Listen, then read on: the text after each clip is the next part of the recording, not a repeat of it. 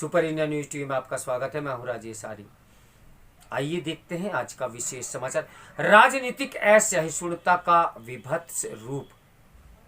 जैसी हिंसक और घृणित राजनीति ममता बनर्जी के शासन वाले बंगाल में होती है, वैसी अन्यत्र कहीं नहीं होती।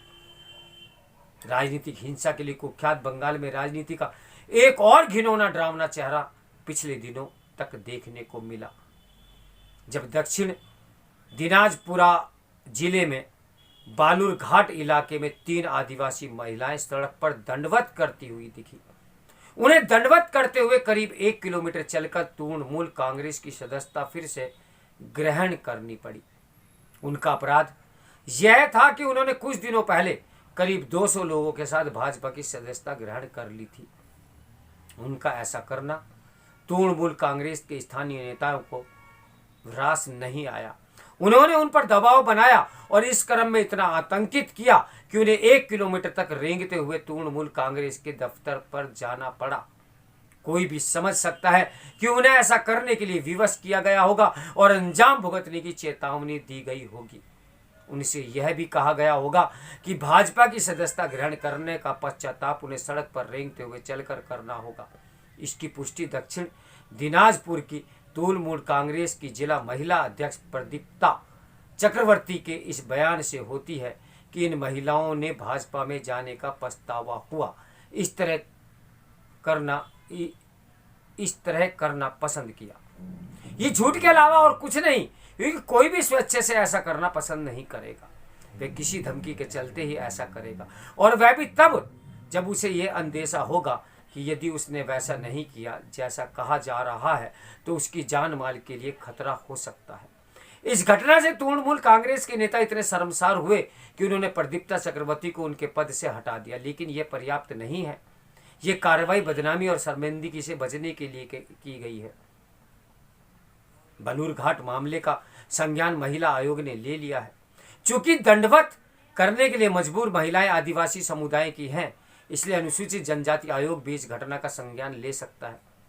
ये समझ आता है कि किसी दल के नेता और कार्यकर्ता दूसरे दल की सदस्यता ग्रहण कर लें तो उनके नेताओं को यह पसंद नहीं आता। लेकिन आमतौर पर जब ऐसा होता है कि संबंधित दल के लोग उनकी निंदा करने तक सीमित रहे, या फिर बहुत होता है तो ऐसे आरोप लगते हैं कि वे मौकापरस्त हैं, दल बदलू हैं, सिद्धांतहीन हैं और किसी लालच में उन्होंने अपना राजनीतिक निष्ठा बदली है।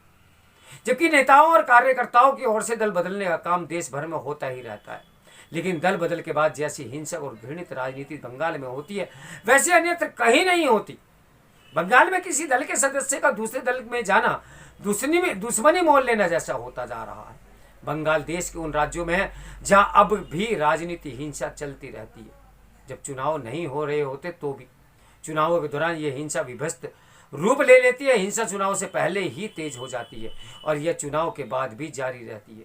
इसका एक प्रमाण 2021 के विधानसभा चुनावों के समय मिला था। चुनाव बाद नतीजों की घोषणा के समय जैसे ही यह स्पष्ट हुआ कि तृणमूल कांग्रेस जीतने जा रही है, वैसे ही पार्टी के गुंडे विरोधी दलों के नेताओं और कार्यकर्ताओं पर टूट पड़े। चूंकि पुलिस ने मूक दर्शक बने रहना पसंद किया, इसलिए तृणमूल समर्थकों गुंडों ने उन्हें भी निशाना बनाया, जिनके बारे में उन्हें संदेह था कि उन्होंने तृणमूल कांग्रेस को वोट नहीं दिया। चुनाव के बाद हिंसा इतनी भीषण और भयावह थी कि तमाम लोगों ने जान बचाने के लिए अपना घर छोड़ दिया और पड़ोसी राज्य असम में जाकर शरण ली। इनमें ज्यादातर भाजपा समर्थक अथवा उसे वोट देने वाले थे। उनके घर बार लूटे, जलाए गए और उनकी महिलाओं के साथ अभद्रता की गई। कुछ दुष्कर्म का भी शिकार हुई। एक तरह से साक्षात जंगल राज वाली स्थिति बन गई थी। लेकिन ममता बनर्जी का यही कहना था कि कहीं कोई हिंसा नहीं हुई और राज्य सरकार को बदनाम करने के लिए झूठा प्रचार किया जा रहा है।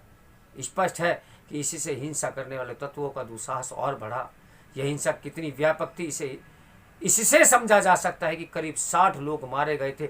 सैकड़ों लोगों को अपने घर बार छोड़कर अन्यत्र शरण लेनी पड़ी थी। इनमें से कुछ तृणमूल कांग्रेस समर्थक गुंडों के भय से अभी भी लौटकर नहीं आए हैं। संयोग से कलकत्ता हाई कोर्ट ने इस हिंसा का संज्ञान लिया और उसने सीबीआई से चुनाव बाद हिंसा की जांच करने को कहा। इसके अलावा उसने राष्ट्रीय मानवाधिकार आयोग से हिंसा की घटनाओं की जांच करने के लिए कहा। इस आयोग ने अपनी रिपोर्ट में कहा था कि बंगाल में कानून का शासन नहीं बल्कि शासक का कानून चल रहा है। बंगाल के हालात को देखते हुए इस नतीजे पर पहुंचने के अलावा और कोई उपाय नहीं कि ममता बनर्जी के शासन में राज्य राजनीतिक हिंसा के मामले में उससे भी खराब स्थिति में पहुंच गया है। जहां वाम दलों के शासन के समय था, तृणमूल कांग्रेस के किसी नेता और कार्यकर्ता के दूसरे दल में शामिल होने का मतलब है कि आफत बुलाना। चूंकि राजनीतिक हिंसा सत्तारूढ़ दल के इशारे पर होती है अथवा हिंसा करने वालों को सत्ता का संरक्षण मिलता है, इसलिए आमतौर पर पुलिस भी असहाय निरुपराय नजर आती है। वास्तव में ये कहना ज्यादा उपयुक्त होगा कि पुलिस जानबूझकर खुद को असहाय दिखना पसंद करती है। राजनीतिक हिंसा की एक निकृष्ट संस्कृति को संरक्षण देने वाली ममता बनर्जी की आलोचना इसलिए नहीं होती क्योंकि वे कथित तौर पर सेकुलर खेमे की नेता हैं। इस देश में कानून की क्या व्यवस्था है और किस प्रकार से कानून का बार बार चेहरा निकलकर सामने आता है, ये इखने और चिंतनीय सा सोच है। तो मेरे साथ बने रहे सुपर इंडिया न्यूज़ टीवी के ब्रेकिंग न्यूज़ के लिए। नमस्कार, मैं हूँ राजेश आर्य।